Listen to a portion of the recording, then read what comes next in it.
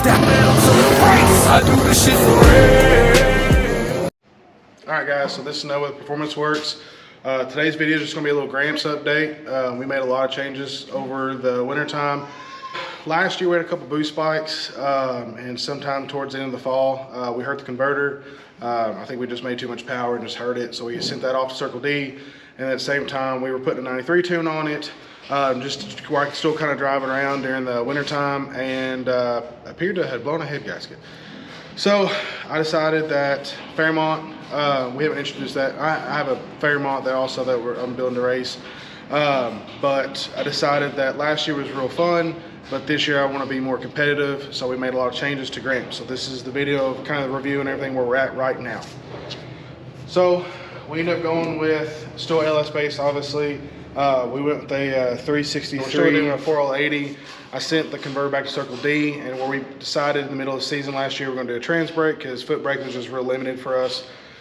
A triple disc does not like, or trans brake does not like a triple disc. Not crazy detailed knowledge on it, but from what I understand from Extreme Automatics, who we got the valve body from, and also Circle D, it has a lot to do with line pressure and the ability to open up those discs to get into the trans brake area. So they did a single disc, did us a full spec'd out build converter for the truck. And then we got rid of the 8-lug stuff. You know, last year he was on the big 14-bolt full floater, and then 8-lug in the front still. So it's because, you know, Gramps is technically a C20. It was long base. Now we chopped it down to a short bed, and then it is, you know, still 8-lug and all that type of stuff. So we did C10 just front cradle swap off of Little Red's truck that we built. In the video we done the dimple die covers. That truck got a brand new QA1, so I was fortunate enough to get that cradle from him. So we got 5-lug in the front, and then we'll review the back in a second. Last year also, we kept having IET issues, mainly in the quarter, but we seen it in the top of the 8th as well. Well, we'd see over 180 degrees of intake air temp, which with the safety features we had put in place with the Holly, it pulled a bunch of timing, so we just really couldn't ever run the truck to its full capabilities. Plus also it was mainly stock suspension, so we really couldn't put a whole lot down at the beginning either unless it was a prep track, and we like no prep stuff. So we're still on the same VS Racing 88 as he was last year. We went to a shear fab air to water intercooler, and we're going to be able to control our intake air temps a lot better with that. Still the same 60 millimeter wastegate. That's really all it's changed. I've tweaked things and replaced things, and just little small upgrades, but that was about it. Interior, you all haven't seen the interior much. It's still in shambles. We did do a new seat. It's all tore apart right now, but we did a new seat. I think we put this in first of the year, and then still going to be the same shifter, same steering wheel column setup, but we did go Haltech. So we're going to really push the Rebel system this year. With what we do here, a Rebel system is going to easily integrate with all our builds. We ran Holly before. I'm just going to make the jump to Haltech, mainly just because they're close to us and customer service is just going to be more convenient for us. I'll say it that way. So that's the inside, still very basic, basically just how it was. To the back. So we actually pulled the 9-inch out of the Fairmont because I'm doing an 8.8 build in it. So we took the 9-inch from him, and I noticed with some measurements that there's only about a 1/2 inch difference on lower control arm placements from the factory trailer arms from the truck versus the lower control arm mounts from the Mustang rear end. So we just spread the arms a little bit, and I just chopped off the very end of the mounts for the adjustable holes on the rear end, so it acts as a perch now. So that worked out good. And then, you know, factory, these trucks just have a panhard bar. Just removed it, and I added Mustang upper control arms. I'm hoping that's going to give us more suspension travel, help us with our suspension issues from last year, and then all around just help the truck be more consistent and ultimately just going to be a faster vehicle at the end. Still factory fuel tank placement. We've got twin Hellcat pumps in there. That's helped a bunch. We did that last year. Still going to be on the same air system as you all see in the last video of Gramps. And then as far as brakes, I had to buy brakes for it. We really struggled to find a budget-friendly brake kit where this rear end, there's 3 different bearing options on 9 inches. You got the small bearing, You've got the Torino big bearing, and then you've got the, what I believe they just call new or new style big bearing. This rear end, where it is a newer rear end, it has the new style big bearing. Me personally, I struggle to find a budget-friendly brake kit, so Eric over at Eric Gash at Barely Able Racing, he's helped us with the Haltech systems. He's helped us get, we got wheels on the way, and then he hooked me up on the TBM brakes, so we went TBM brakes. Best brakes on the market for, you know, race vehicles. Why not, considering the money difference from where there wasn't just, I couldn't buy a budget-friendly brake kit, so we went with that. And then we also, Eric sells, I can't remember the company's name, I want to say Valco's or whatever. I'm probably butchering that completely. But he got linked up with them last year, so we ordered a set of custom offset rears. It's a 2-piece wheel. So that's going to be awesome. We're still waiting like 4 weeks on those though. So that's going to be the setup for the rear. So, you know, still factory lower control arm, still factory suspension placement. We're doing a double adjustable Viking up front to help the front end stay up. Our biggest problem last year was fighting just travel. The front end would come up, but it would dive down with any kind of wheel spin. Well, you know, in no prep racing, you're not fully hooking up everywhere or anywhere really.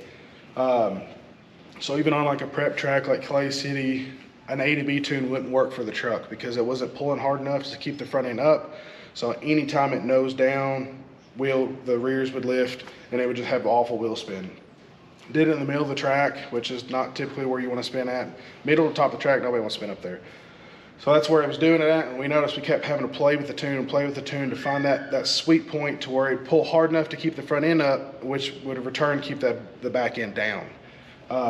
Because we were just stock suspension. I mean, it had, I think what they're called, Calverts, single adjustable rears, had a stock shock in the front with like a drop spindle. I mean, so it's still on a drop spindle now, but we're gonna have double adjustable Vikings in the rear or in the front, keep the front end up. And then we'll have, I'm still gonna run the Calvert rears because they did good. I mean, they're singles, but they on adjustment, they, what is it called? Responded well. That's the word, respond. Here's our converter, Circle D got this to us. So I really like Circle D because, you know, if you have a modern transmission like an 80 or even like a 6L80, any of these newer transmissions, the converters are expensive alone. But the newer style transmission seems like the converters are even that much more money. So Gramps had a Circle D in them before, but what I like about it is, no joke, I thought this converter was gonna be trash.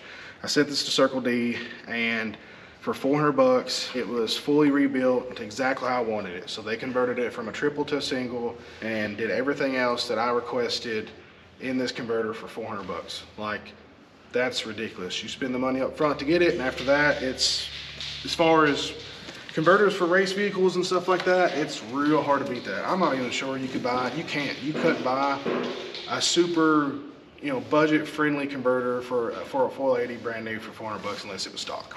So it's hard to beat that. We found out also that you got two different styles of anti-roll bars for Mustangs. Typically, they either are lower mounts on the rear end, but you typically have to cut out the spare tire area in the trunk so you can have room for your anti-roll bar, or they have the top mounts, which if you can imagine on the Fox bodies where your upper control arms are on the back of the truck, you can imagine that being the Fox body, they have it above the upper control arms. We found out that style anti-roll bar would fit, so I got to order that, and then we're going to make it bolt in, so that way if we ever want to change to upgrade later, we can. But it's pretty cool that we've somehow managed to integrate Mustang stuff, and we've not necessarily removed any factory parts. We just made all factory location stuff work with the Mustang stuff where we did an add-on. So I'm pretty sure we should still be able to play around with the factory location suspension classes. It's because we're added on, just like you add an anti-roll bar, but you still have all your other suspension and factory location. You can't really argue with that. That's more of even if a safety thing, you know. So we just added on. So we'll see. Don't know how that's going to play out. Other than that, that's really about it. So our biggest thing is we went 5 lug front rear, 9-inch for the rear. Then we went, rebuilt our Circle D, new motor, and new intercooler setup, brakes in the rear. The biggest thing is going Haltech. That's going to allow us to manage things a little bit faster, sooner, more data. I think that's going to really kind of put Gramps over the edge to make him just a little bit more competitive. Not that he was really competitive last year, but we're going to see what he does this year. We still got a little bit of ways to go. We're super slammed at the shop, and we've got to focus on that stuff. So this stuff here comes secondary. So we probably still got about 2 months. But if everything works out like it should, we've got our race coming in 2 weeks. Of course, it'll probably be about a week by the time you guys see this video. So then I'm hoping to make it to the second race in May, which would be pretty cool. That's my birth month, so that'll be all right. Other than that, that's about it. We're going to keep our fuel pumps, but we are going to go to a 210 Bosch injector. Just give us a little bit more fuel, because last year when we got up to 25 pounds, we were like 100, and I think the most we've seen was like 113% in injector duty cycle, which is pushing it. But we never saw a fuel drop, so that assures me that my pumps are doing their job. And injectors are just stuck wide open, because that's just all I could do. So anyways, that's an update on Gramps. If you guys got any, like always, any kind of video content you want to see, how-tos, products we have in the shop, or anything else, just let me know. My main goal for this page is really pushing towards educational, whether it's, how to do something as far as, fab, mechanical, or how we do something, so you can refer it to us like, well, I do it this way, but they do it this way. It seems like it's a little faster the way they do it. Or if anything, it's, we do it slower than the way you do it, There's no such thing, in my opinion, as bad information. Knowledge is knowledge, and that's just how it is. And also, I want to push more, business stuff, as far as letting everyone know how we run the business. No one really talks about that. This custom automotive industry is very hard to manage. I've managed several just, daily driver, just basic repair shops, and they're just very easy compared to a custom shop. There's a lot of more consideration. You gotta run, we run 3 different schedules. So those 3 have to correspond together, which makes it difficult, but you just gotta stay on it. But anyways, yeah, so any kind of content you guys want to see, just let me know. Other than that, we'll see you later. Started at the bottom, but I'm next guy. Went from top 5 to the best 5. And if last year left you unimpressed, I hope you know that everything before was just a test drive.